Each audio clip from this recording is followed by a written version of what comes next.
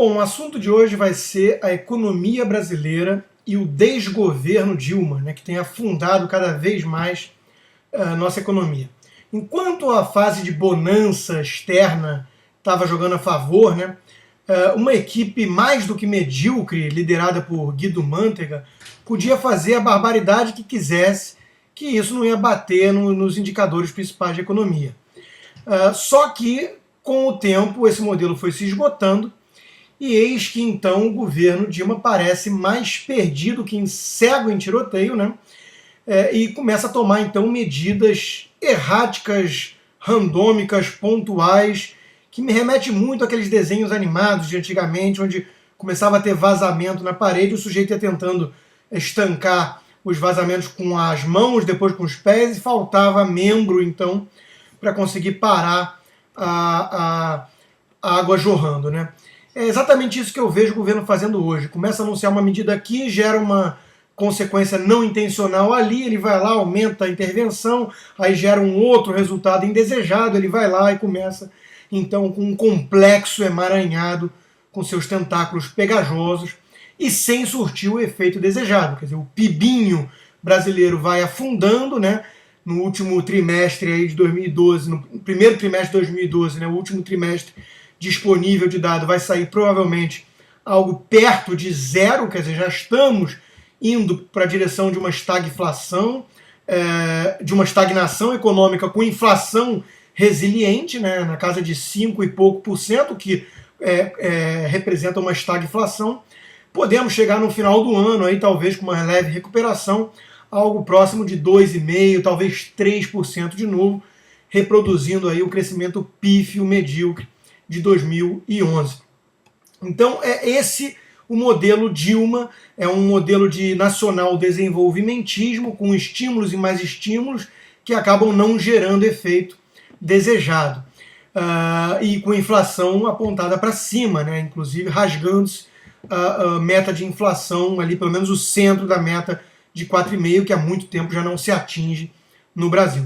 Nós temos, por exemplo, o caso do Chile aí do lado, crescendo a 6%, 5,5%, 6%, com inflação menor, né, para mostrar que há um caminho alternativo e que não é apenas um fenômeno mundial. Né? O fenômeno mundial ele serve, sim, para jogar para baixo a taxa de crescimento, mas o Brasil poderia estar, sem dúvida nenhuma, com um dinamismo próprio, crescendo a taxas muito superiores, se esse governo tivesse feito as reformas estruturais e tivesse dado, então, um choque de produtividade na nossa economia. Vale lembrar que o governo Lula e o governo Dilma não fizeram uma única reforma estrutural importante, previdenciária, trabalhista, tributária, nada disso, né? A educação continua terrível. O que a gente teve foi um período de bonança vindo de fora, por isso parece uma cigarra que ganhou na loteria chinesa, só que isso começa a se esgotar, o mundo começa a parecer entrar em crise, ou pelo menos arrefecer bastante as taxas de crescimento, inclusive nos países emergentes.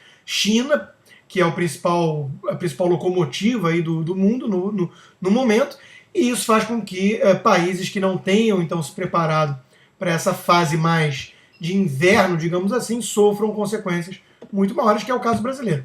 O modelo brasileiro está claro, né? É um modelo à la Geisel. A Dilma Rousseff ressuscitou o Geisel com todo o seu nacionalismo, com o seu positivismo, com o seu intervencionismo na economia, com criação de novas estatais ou ingerência do Estado em cada vez maior em diferentes setores, né? A Bolsa acusa o golpe, o Ibovespa está abaixo de 55 mil pontos, ou perto disso, depende do dia. Hoje está abaixo de 55 mil pontos, mostrando então que há muitos e muitos anos as empresas com capital aberto em bolsa não conseguem ir a lugar algum. Me remete muito a um poema escrito por Eduardo Alves Costa, né, No Caminho com Mayakovsky, que é basicamente o seguinte: primeiro vieram, pegaram uma flor no meu jardim, eu não fiz nada, eu não reagi, eles vieram, pegaram 2 flores, depois acabaram cortando a árvore inteira e quando eu fui reclamar já estava sem meu jardim. O que também nos remete a Martin Niemöller, que era da época dos nazistas, que falava: primeiro os nazistas vieram atrás dos comunistas, Eu não era comunista, não liguei, depois vieram atrás dos judeus, eu não era judeu, não liguei, e quando vieram me pegar já não tinha mais ninguém para escutar a minha revolta. Então, isso me remete à seguinte situação brasileira. Primeiro vieram atrás da Petrobras, meter a mão grande em cima dos minoritários, fizeram aumento de capital grosseiro, diluíram todos os menorotários, mas eu não liguei porque eu não era acionista da Petrobras. Aí vieram em cima da Vale do Rio Doce, aumentaram a ingerência do Estado na empresa, na maior empresa privada do Brasil, conseguiram com que o seu presidente fosse demitido após 10 anos de bastante sucesso na sua gestão, tentaram impor o investimento no setor siderúrgico pela empresa, em Belo Monte, coisas que não fazem muito sentido econômico. Eu não reclamei porque eu não era acionista da Vale. Aí vieram em cima dos bancos, declararam guerra ao setor bancário, com a taxa de juros, com os prédios bancários, sem ter condições de fundamento econômico para fazer isso. As ações dos bancos despencaram. Como eu não era acionista dos bancos, eu não reclamei. Até o dia que vierem em cima do meu negócio, do meu pequeno negócio, uma quitanda, uma pequena loja, né, e aí não vai ter mais ninguém para ouvir o nosso brado de angústia. Essa é a situação mais ou menos brasileira hoje. O governo começa a tomar uma medida aqui, outra medida acolá, espantar os investidores nacionais e estrangeiros. Quem pode esquecer aí a atitude ufanista, ridícula do governo com o vazamento da Chevron?